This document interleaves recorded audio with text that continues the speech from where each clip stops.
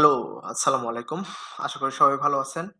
আ গত ক্লাসে আপনাদের আ কিভাবে একটা এক্সপায়ার্ড ডোমেইন কিভাবে রিসার্চ করতে হয় এবং কাস্টমার যদি বলে আমার একটা এক্সপায়ার্ড ডোমেইন রিসার্চ করে দাও, কিভাবে রিসার্চ করতে হয় এবং কোন টাইপের ডোমেইন গুলা বেস্ট এবং Google প্রাধান্য দেয়, এইগুলো নিয়ে আমি ডিসকাস করছিলাম এবং আদ্যোপান্ত সব ওই লাস্ট ক্লাসেই আমি ডিসকাস করছিলাম। কেউ যদি ভিডিওটা না দেখে থাকেন অবশ্যই এই পূর্বের ভিডিওটা দেখে আসবেন। এবং আজকে আমি ডিসকাস করব কিভাবে একটা ডোমেইন হোস্টিং কিনতে পারেন এবং কোথা থেকে কিনতে পারেন এবং কিভাবে ডোমেইন হোস্টিং কেনার পরে ওইটা WordPress এড করবেন। ওই ডোমেইন হোস্টিং এ কিভাবে WordPress এড করবেন বা WordPress ইনস্টল করবেন ওই ডোমেইন হোস্টিং এ। সেগুলো আমি আজকে দেখাবো এবং আশা করি খুব ইজি ভাবে বুঝবেন। কোনো জটিল ব্যাপার না। এই প্রসেসটা খুবই সহজ এবং আমি সহজভাবেই বুঝাবো আপনাদের। কিভাবে একটা ডোমেইন হোস্টিং কিনবেন এবং কেনার পরে কিভাবে একটা আ ডোমেইন হোস্টিং এর সাথে WordPress ইনস্টল করবেন। খুব সহজভাবে দেখবেন। WordPress আমরা সবাই জানি WordPress এর মাধ্যমে খুব সহজে একটা ওয়েবসাইট ক্রিয়েট করতে পারি। যেখানে আমাদের একটা ওয়েবসাইট ক্রিয়েট করতে কোনো কোডিং এর তেমন কোনো ঝামেলা নাই। যখন আপনার অ্যাডভান্স লেভেলের কাজগুলো করবেন তখন মোটামুটি কোডিং জানতে হয়। বাট ইজিলি আমরা WordPress থেকে খুব একটা আ সহজ আমরা একটা ওয়েবসাইট ক্রিয়েট করতে পারি। চলেন আজকে সেটাই আমি দেখাবো কিভাবে একটা ডোমেইন হোস্টিং কিনবেন, কোথা থেকে কিনবেন এবং কিভাবে WordPress ইনস্টল করবেন। WordPress আমি বলি CMS management system, content management system. হুম? WordPress একটা কনটেন্ট ম্যানেজমেন্ট সিস্টেম। সেইটা কিভাবে আপনার ডোমেইন বা হোস্টিং এর সাথে কিভাবে আপনি ইনক্লুড করবেন সেটা আমি দেখাবো আজকে। চলেন বেশি না কথা বলে কাজে যাই। সো মেইন আ সরি নেমচিপ। নেমচিপ এশিয়া মহাদেশের জন্য খুব ভালো একটা ডোমেইন হোস্টিং প্রোভাইডার। আপনারা চাইলে এদের কাছ থেকে নিতে পারেন। যখন কোন ক্লায়েন্ট বলবে যে আমার একটা ডোমেইন এবং হোস্টিং তুমি কিনে দাও, পেমেন্টটা উনার কাছ থেকে নিবেন আপনার ক্লায়েন্টের কাছ থেকেই। তখন আপনারা এখানে আইসা নেমচিপ এই যে namecheap.com এখানে আইসা সার্চ দিলে আপনারা ধরেন আমি PECAM টেক বিজ্ঞাপন.com লিখে সার্চ দিয়ে দেখেন। এখানে আইসা এই ডোমেইনটা আমি লিখে সার্চ দিছি। techbiজ্ঞাপন.com ও বলবে। একটু সময় নিবে। এই যে বলতেছে রেজিস্টার, হ্যাঁ? ২০২২ সালে অলরেডি রেজিস্টার করা হইছে, হ্যাঁ? এবং এইটা আমি অলরেডি রেজিস্টার করছি। এখন কোনগুলা খালি আছে বলতেছে techbiজ্ঞাপন.net এটা খালি আছে এবং মেইলচিম মেইনচিপ সরি নেমচিপ বলতেছে $11.18 তুমি ইয়ারলিতে এটা ক্রয় করতে পারো। আ তারপর আছে techbiজ্ঞাপন.org এটাও খালি আছে। $7.5 এও বলতেছে তুমি এটা কিনতে পারো। আপনি যদি কিনতে চান এখানে কার্ড এড করবেন এবং এখান থেকে কিনতে পারেন এবং সাথে এসএসএল টা যদি নিতে চান তাহলে ও বলতেছে $10 এক্সট্রা তোমাকে পে করতে হবে। তারপর আরো বলতেছে দেখেন techbiজ্ঞাপন.xyz এগুলো নিতে পারেন। হুম? এবং techbiজ্ঞাপন.bio, techbiজ্ঞাপন.io, টিবি, এগুলো অনেক আছে। এগুলো কিন্তু আপনারা নিতে পারেন। এরকম আপনারা এখানে আসার আপনার যেই পছন্দের নামটা আছে সেটা সার্চ দিবেন এবং দেখবেন এটা ডোমেইনটা অলরেডি নেওয়া আছে কিনা। যদি না নেওয়া থাকে তাইলে আপনি এটা নিতে পারবেন। হুম? আ আমি যদি বলি বাংলা ডট কম টেকবাংলা.com দেখি কি বলে? হ্যাঁ, টেক বাংলা বলতেছে এটা ফ্রি আছে এবং এটার ও বাবা! অনেক টাকা ও বলতেছে, অনেক টাকা ও চাচ্ছে। আমি যদি এটাই সার্চ দিই, হ্যাঁ, এবং আপনার সার্ভার লোকেশন কোথায় হবে তাও কিন্তু আপনি সিলেক্ট করে দিতে পারবেন। হুম? সার্ভার লোকেশন এই যে আমি আমার ডোমেইন হোস্টিং গুলো আমি এদের কাছ থেকে কিনি। এটা হলো গিয়ে বাংলাদেশের একটা প্রতিষ্ঠান। এরাও ডোমেইন হোস্টিং প্রোভাইড করে হোস্ট সেবা। হুম? হোস্ট সেবা। আমি এইখানে ওদের ডোমেইন, ডোমেইন হ্যাঁ, এখানে গিয়ে ওদের সার্চ দিয়ে দেখি। ওরা আমার কাছে টেক বাংলার জন্য কত চায়? টেক বাংলার জন্য দেখি কত চায়। এটাও আনএভেইলেবল বাংলা বিডি দেখি এটা কি বলে? এটাও আনএভেইলেবল টেক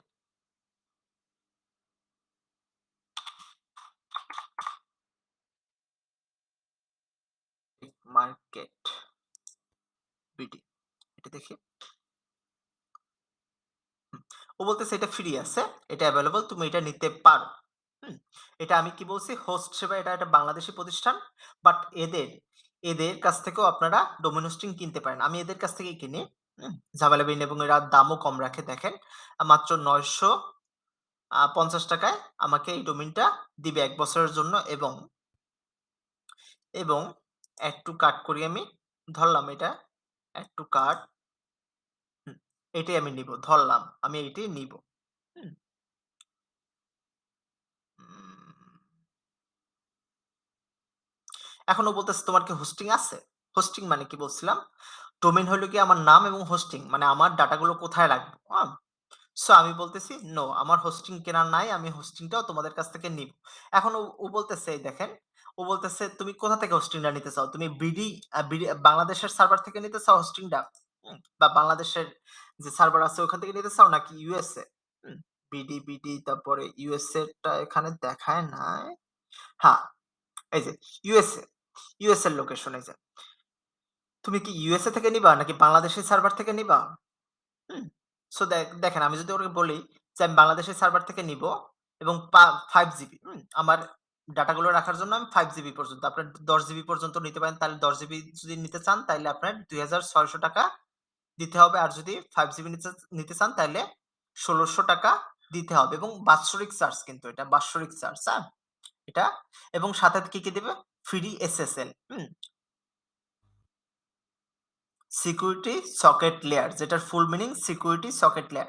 এসএসএল থাকলে এই যে আমাদের যে তালাটা আছে এইটা ইনক্লুড থাকে। এইটার তালাটা থাকা মানে হলো গিয়া আপনার ডাটাগুলো সেফ। এসএসএল অবশ্যই নিবেন। এসএসএল অবশ্যই নিবেন। দেখবেন আপনাকে এসএসএল দেবে কিনা এটা সিওর হয়ে নিবেন। এবং আপনি যদি 30 জিবি নিতে চান তাইলে ৳৫,৪৭৮ এবং দেখি আমি ইউএস এর জন্য কথা না, ইউএসএ। এটা কিন্তু ইউএসএ মানে হলো কি, ইউএস এর সার্ভারে যদি আমি আমার ডাটাগুলো রাখতে চাই তাইলে ইউএস এর প্রাইস গুলো এখানেও দেখাচ্ছে। তো এখানেও বলতেছে 5 জিবি মাত্র ৳১৬০৫, এবং ১০ জিবি নিতে গেলে ৳২,৬৬০। সো এরকম না। আপনারা এখন যদি জিজ্ঞেস করেন যে, "ভাই আমি ইউএস এর সার্ভার নিবো নাকি আমার বাংলাদেশের সার্ভার নিবো?" আপনারা যদি ওয়েবসাইটটা শুধু বাংলাদেশী কাস্টমার বা বাংলাদেশী ভিজিটরদের জন্য বানাইতে চান, ধরেন আমার একটা ট্রাভেল কোম্পানি বা আমার একটা ট্রাভেল, ধরলাম না, সত্যি আমার উম ম্যানগ্রোভিং।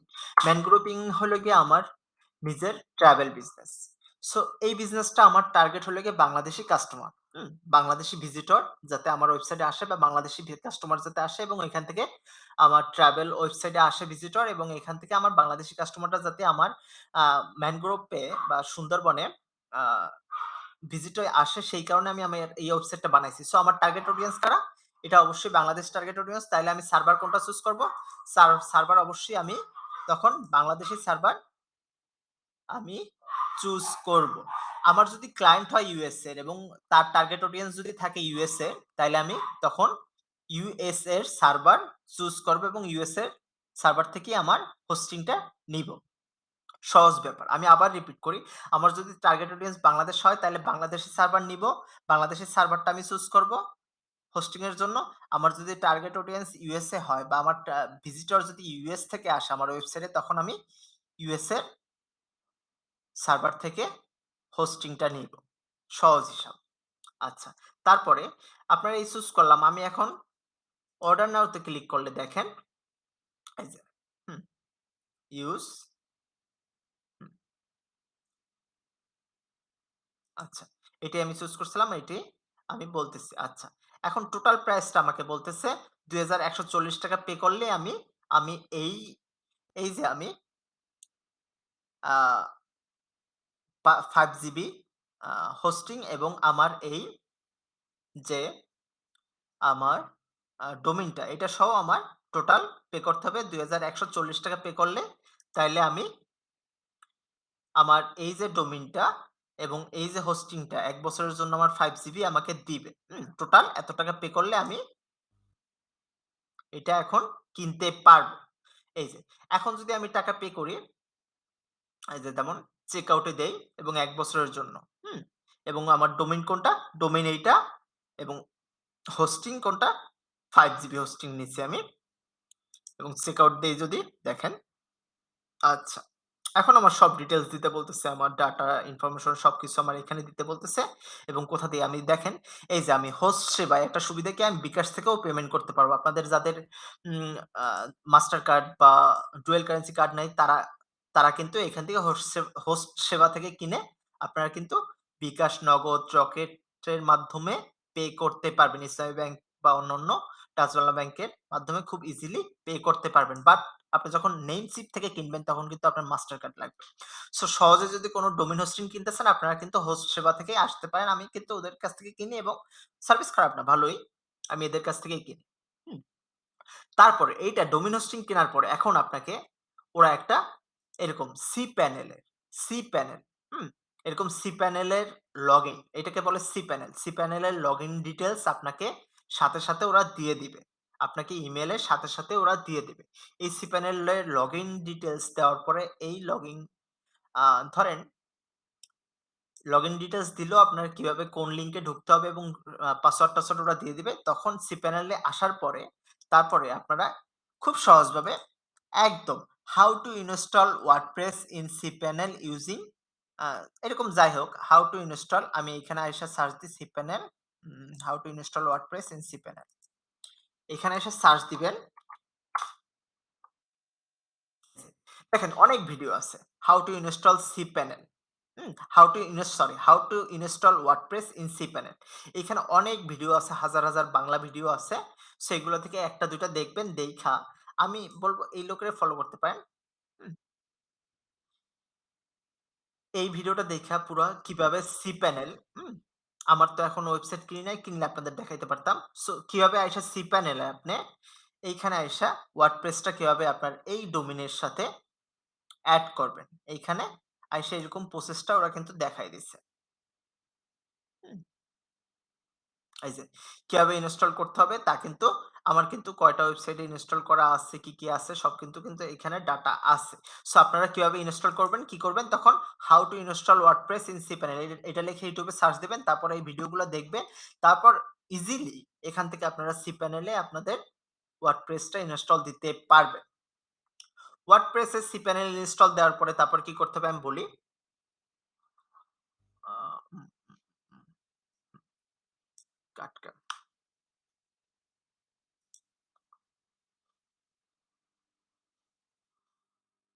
একটু সময় নিবে। সো ওয়ার্ডপ্রেসটা ইনস্টল দেওয়ার পরে আপনাদের এরকম একটা আ আসবে। এই যে দেখেন, এটি ইনস্টল দেওয়ার পরে লাস্টে যাই দেখি আমি কি হয়। এই যে উনি কিভাবে সেটআপ করে দেখেন। হুম, হুম। এই যে দেখেন, এই যে সাইডের আমার যে এখানে সাইডের এগুলো আসছে, এই যে এই যে সাইডের ড্যাশবোর্ড, সাইড কিট, হ্যাঁ? পোস্ট, মিডিয়া, পেজ এগুলো সেইম, একদম সেইম। এইখানে আপনারা এই ভিডিওতে এইখানে দেখবেন এই ব্লগ, হ্যাঁ? দেন ইমেজ গ্যালারি একটু নামটা গুলো চেঞ্জ থাকবে but most of the same দেখবেন। এইখানে আম উনি করছে হলো গিয়া না আচ্ছা সফটিকিউলাস উনি করছে সফটিকিউলাস থেকে আমার এটা সরাসরি ওয়ার্ডপ্রেস থেকে করা। সো এইগুলো কিন্তু সেইমই থাকবে। এই যে ড্যাশবোর্ড কিন্তু সবারই থাকবে। সো ড্যাশবোর্ডে কি হয় দেখেন, ড্যাশবোর্ডে এখানে আপনার সব ডাটাগুলো থাকে, বেসিক ডাটাগুলা। তারপরে দেখেন পোস্ট, পেজ, পেজ মানে হলো গিয়া আপনাদের এই যে কটা পেজ থাকে আমার ওয়েবসাইটে। আমার যদি ওয়েবসাইটে যাই দেখেন, ভিউ সাইট হুম, এই যে এই যে দেখেন এগুলো কিন্তু একটা পেজ। এই হোম, এই বেস্ট ক্যামেরা এটা একটা পেজ। দেখেন এই যে বেস্ট ক্যামেরা এখানে আছে দেখবেন। উম উম উম বেস্ট ক্যামেরা এটা একটা পেজ। রিভিউ এটা একটা পেজ। দেখবেন রিভিউ এখানে আছে। হুম, হুম, হুম। রিভিউ, রিভিউ আচ্ছা। রিভিউটা এখানে দেখতেছি না। রিভিউ মনে হয় আচ্ছা, মেনুতে এড করে দিছে। সো রিভিউটা এখানে তারপর আমি যদি ব্লকে যাই দেখবেন ব্লক পাবো। হুম, এই যে ব্লক, এই ব্লক পেজ এটাও কিন্তু একটা পেজ। এটা কিন্তু এখানে আছে বাইং গাইড। বাইং গাইডটাও খুব সম্ভবত এখানে থাকার কথা বাইং গাইড হ্যাঁ, বাইং গাইড হ্যাঁ। বাইং গেট এটা এখানে আছে। সো এই যে কটা পেজ আমার ওয়েবসাইটে আছে সবগুলা কিন্তু এখানে থাকবে। এবং পোস্ট আমি যদি বলি, পোস্ট আমার ডিফল্ট হিসেবে ব্লকে যে কটা পোস্ট থাকে, হুম? ডিফল্ট হিসেবে যদি আমি সেট করে দিই পোস্ট আমার কিন্তু ৩ টা আছে। হুম? হুম? এই যে দেখেন পোস্ট ৩ টা এখানেও দেখবেন ৩ টা আছে। এই যে ৩ টা post. How to install a security camera. হুম? এই যে how to install security camera একটা পোস্ট খালেদ ফারহান, হ্যাঁ? মেন্টর খালেদ ফারহান এটা আমার টিম মেম্বাররা এগুলো লিখছে জাস্ট প্র্যাকটিসের জন্য ওরা। দেন মেন্টর খালেদ ফারহান এই যে পোস্টগুলো এগুলো কিন্তু এখানে পাবেন। সো পোস্ট এবং পেজের মধ্যে তফাৎটা বুঝতে পারছেন? আমি আবার রিপিট করি, পেজ হলে গিয়ে এগুলা যে কয়টা পেজ থাকে, হ্যাঁ? আরো থাকতে পারে যেমন হলো গিয়া কন্টাক্ট আস পেজটা থাকতে পারে। কন্টাক্ট আস পেজটা এখানেও থাকতে পারে দেখেন কন্টাক্ট আস পেজ আমি পেজে যাই যদি হুম। এই যে কন্টাক্ট আস পেজটা কিন্তু এখানে আছে। হ্যাঁ? সো এরকমের। পেজ আরো থাকতে পারে যেগুলা হিডেন ভাবে থাকতে পারে প্রাইভেসি পলিসির পেজটা অবশ্যই এখানে আছে। এই যে প্রাইভেসি পলিসি যেগুলা নিচে দেওয়া, উপরে দেওয়া নাই। হুম? সো এগুলো সবই থাকে এবং গ্যালারি আমি যদি যাই মিডিয়াতে যদি যাই, মিডিয়ার ভিতরে থাকে আমাদের ইমেজ-টিমেজ যত যা ওয়েবসাইটে থাকে, ইমেজ-টিমেজ এই দেখেন আমার যত ওয়েবসাইটে যত ইমেজ আছে সব কিন্তু এই মিডিয়ার ভিতরে থাকে। হুম? এই যে দেখেন আমার লোগো-টোগো সব হাবিজাবি কিন্তু আমার এই মিডিয়ার ভিতরে থাকে। ইমেজগুলা আরকি এই মিডিয়ার ভিতরে থাকে। সো তারপর যদি আসি আমি এলিমেন্টর একটা আ ওয়েবসাইট বিল্ডার যেটার মাধ্যমে আমরা খুব সহজেই ইজিলি আমরা একটা ওয়েবসাইট বিল্ড করতে পারবো বা তৈরি করতে পারবো। প্লাগইন আমরা যেরকম আমাদের স্মার্টফোনের একেকটা অ্যাপস থেকে একেকটা কাজ করি। যেমন বিকাশের অ্যাপস থেকে বিকাশের টাকা ট্রান্সেকশন করি, মেসেঞ্জার থেকে মেসেঞ্জিং করি বা মেসেজ চ্যাট করি। তারপর Facebook থেকে ফেসবুকিং করি বা Facebook ইউজ করি আমরা। WhatsApp থেকে WhatsApp ইউজ করি। তেমন আমি আবার রিপিট করি তেমন প্লাগইনও একেকটা অ্যাপস এর মতো কাজ করে এই আ আ আ WordPress এর ভিতরে। একেকটা প্লাগইন দেখেন এলিমেন্টর এর কাজ করে হলো গিয়ে ওয়েবসাইটটা ডিজাইন করতে কাজ করে। হুম? দেন আ র‍্যাংক ম্যাথ এসইও, র‍্যাংক ম্যাথটা কাজ করে আমাদের SEO, on page SEO, hmm? On page SEO, technical SEO এগুলোর জন্য কাজ করে। তারপর স্মাশ এটা হলো কি স্পিডটা বুস্ট আপ করে। এরকম একেকটা প্লাগইনের একেকটা কাজ। হুম? একেকটা প্লাগইনের একেকটা কাজ। হুম? আচ্ছা। সো এগুলো আস্তে আস্তে আপনাদের দেখাবো আরো সামনে। সো এখন তো মোটামুটি বুঝতে পারছেন কিভাবে একটা ডোমেইন হোস্টিং কিনতে হয়। কোথা থেকে কিনবেন? নেমসিপ থেকে যদি কিনেন তাইলে আ বাইরের কান্ট্রির জন্য বেস্ট হয় এবং আপনার যদি আ হোস্ট সেবা থেকেও নিতে পারেন। হোস্ট সেবা থেকে আবার সার্ভার আছে ওদের। হ্যাঁ? এই যে যেমন হলো গিয়ে বিডি বাংলাদেশ সার্ভার, ইউএসএ থেকে আপনার যদি টার্গেট অডিয়েন্স হয় বাংলাদেশী তাহলে বাংলাদেশী সার্ভার নিবেন। আপনাদের যদি টার্গেট অডিয়েন্স হয় ইউএসএ বা আ ইউরোপ ওইসব কান্ট্রি তাহলে আপনারা ইউএস থেকে নিতে পারেন। যেমন আমার গাটকাম এইটার আমার হোস্টিংটা নেওয়া আমার হলো গিয়া ইউএসএ থেকে। কারণ আমার টার্গেট অডিয়েন্স এটার জন্য আমি অ্যাফিলিয়েট মার্কেটিং করতে চেয়েছিলাম গাটকাম। এটা এখনো আ ওয়েবসাইটে গুছানো হয় নাই। সো এটা আমি অ্যাফিলিয়েট মার্কেটিং এর জন্য রাখছিলাম। এইজন্য আমার টার্গেট অডিয়েন্স ছিল ইউএস এর। এই কারণে আমার সার্ভারটা ইউএস এর। সো এই ছিল মোটামুটি ওভারঅল আ একটা ডোমেইন হোস্টিং কিভাবে কিনতে হয় এবং কিভাবে সেটআপ করতে হয়। এই ভিডিও পরবর্তী ক্লাসে আসবো আপনারা কিভাবে একটা ওয়েবসাইট বিল্ড করবেন এবং WordPress এ আরো কি আছে কিভাবে একটা ওয়েবসাইট বিল্ড করতে পারেন খুব ইজিতে ওয়েবসাইট ক্রিয়েট করতে পারেন। হুম? এগুলো সব আদ্যোপান্ত দেখাবো আগামী ক্লাসে। আজকে এটুকুই। ভালো থাকবেন। এবং অবশ্যই আমার চ্যানেলে সাবস্ক্রাইব করে রাখবেন পরবর্তী ভিডিওগুলা দেখার জন্য। Thank you. আল্লাহ হাফেজ।